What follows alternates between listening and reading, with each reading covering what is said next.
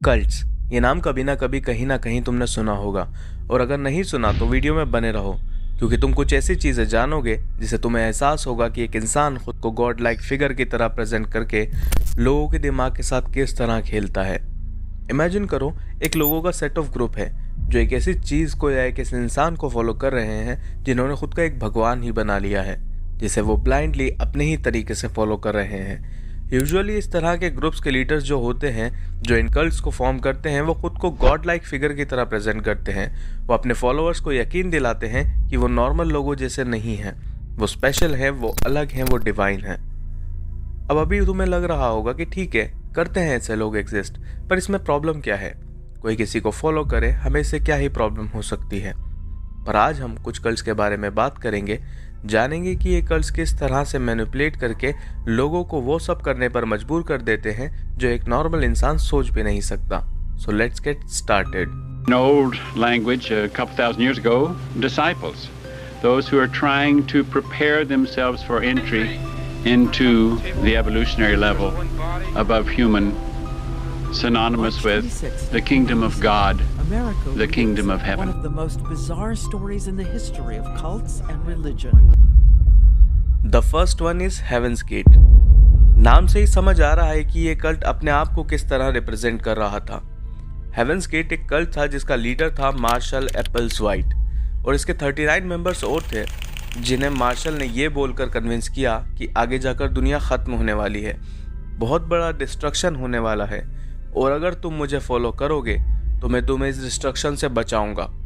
उसने अलग अलग तरह की थ्योरीज और कहानियां बताकर 39 मेंबर्स को अपने कल्ट में ऐड कर लिया। उसने लोगों को बोला कि हमारी जो सोल है वो एक वेसल में ट्रैप्ड है, और वह वेसल है हमारा जिस्म, हमारी बॉडी। उस वेसल से हमारी सोल को आज़ाद करने का तरीका सिर्फ मार्शल के पास है। ऐसी काफ़ी सारी फिलोसॉफिकल कहानियां सुनाकर उसने अपने मेंबर्स को कन्विंस कर लिया था। एंड उसने ये भी कहा कि आगे जाकर हमें एक रिचुअल परफॉर्म करना होगा, एंड उसके बाद हमारी सोल एक हायर एंटिटी में कन्वर्ट हो जाएगी। एंड वो रिचुअल क्या था? वो रिचुअल था suicide. Stories in the history of cults and religion. One on top of another, one bed here, one bed there. 4 bodies, 6 bodies, 10, 12, 14, 16, 19. And मुझे पता है तुम्हें इस केस से दिल्ली के बुरारी में हुआ मास सुसाइड का केस याद आ रहा होगा, बिकॉज उस केस में भी इसी तरह की कल्ट प्रैक्टिसेस परफॉर्म की गई थी कि एक इंसान की बात से इन्फ्लुएंस होकर एक ही फैमिली के 11 लोगों ने सुसाइड अटेम्प्ट कर ली थी। उन्हें बताया गया था कि इस रिचुअल के बाद वो आज़ाद हो जाएंगे और वो एक फिर से बेटर फॉर्म में जिंदा हो जाएंगे।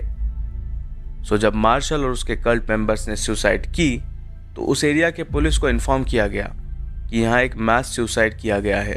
और जब वो लोग उस कल्ट के लोकेशन पर पहुंचे तो सब हैरान थे, क्योंकि जितने मेंबर्स थे सब बेड पर लेटे हुए थे, एंड सभी ने ब्लैक सूट और सेम टाइप के शूज़ पहने थे, और सारी डेड बॉडीज पर पर्पल क्लॉथ था। सोचकर देखो कितना क्रीपी और डिस्टर्बिंग है कि एक इंसान कई लोगों को इतना इन्फ्लुएंस कर देता है अपनी झूठी बातों से कि लोग बिना सोचे, बिना अपना दिमाग लगाए सुसाइड जैसी चीज़ तक पहुंच जाते हैं। और अगले जिस कल्ट के बारे में मैं तुम्हें बताने वाला हूँ, उसके आगे तुम्हें हेवेंस गेट काफ़ी नॉर्मल लगेगा। He said, Jesus himself said, the Son of God, in this law, he said, dwelleth all the law and all the prophets. The second one is Children of God। 1968 में David बर्ग ने अपना ही एक cult शुरू किया था जिसका initially नाम था टीन्स ऑफ क्राइस्ट। अब इस ग्रुप में होता क्या था कि डेविड बर्ग उन टीन्स या छोटे बच्चों को इस ग्रुप में लाता था जो घर से भाग चुके हैं या जो ऑर्फन्स हैं, जिनका कोई नहीं है। वो ऐसे प्रेजेंट करता था जैसे वो चैरिटी वाला काम कर रहा है, इन बच्चों को शेल्टर देकर। आगे जाकर ये ग्रुप इतना पॉपुलर हो गया था कि एक वक्त में इस ग्रुप के 15,000 से भी ज़्यादा मेंबर्स हो गए थे। And David Berg was obsessed with incest, because वो उसका बहाना था ताकि वो अपने मेंबर्स को बढ़ा सके, क्योंकि बर्ग का मानना था कि आगे जाकर दुनिया ख़त्म होने वाली है, तो इसलिए कोई पॉइंट नहीं है कि बच्चे स्कूल जाएं या कोई जॉब करें, क्योंकि दुनिया तो ख़त्म होने वाली है, तो इन सब चीज़ों का क्या ही करना। उसके कल्ट का सिर्फ एक ही रूल था, लव एवरीवन। अब अगर कोई इंसान सोचे तो उसे यही लगेगा कि डेविड बर्ग तो कितना अच्छा मैसेज कन्वे कर रहा है। वो कह रहा है लव एवरीवन, बेसहारा लोगों को शेल्टर भी दे रहा है, पर रियलिटी इससे कई ज़्यादा घिनौनी थी। डेविड गॉड के कॉन्सेप्ट को हमेशा लव के कॉन्सेप्ट से मर्ज करता था और लव के कॉन्सेप्ट को हमेशा सेक्स के कॉन्सेप्ट से। दैट्स वाई उसने एक वियर्ड रूल बना दिया था अपने मेंबर्स के लिए कि लव एंड सेक्स की कोई एज नहीं होती, कोई लिमिट नहीं होती। तो तुम किसी भी एज ग्रुप के इंसान के साथ फिजिकल रिलेशनशिप रख सकते हो। उसने अपनी फीमेल फॉलोअर से कह दिया था कि वो जाएं और अदर लड़कों को सेड्यूस करके उन्हें समझाकर इस कल्ट में शामिल करें, और इस वजह से काफ़ी सारे लोग इस ग्रुप में जुड़ चुके थे। डेविड बर्ग की खुद की बेटी जिसका नाम डोरा था, उसने बर्ग को 1984 में एक्सपोज भी किया था कि उसके फादर ने उसके साथ भी फिजिकल रिलेशनशिप बनाने की कोशिश की थी। अब तुम समझ सकते हो ये कितने गंदे लेवल पर जा चुका था। तुम सब ने एक मूवी देखी होगी 2019 में रिलीज हुई द जोकर। उसके जो लीड एक्टर हैं योकिन फीनिक्स, उनके पेरेंट्स इस कल्ट से जुड़े हुए थे, पर जब योकिन 3 साल के थे तब उनके पेरेंट्स ने ये कल्ट छोड़ दिया था बिकॉज ऑफ द प्रैक्टिसेस।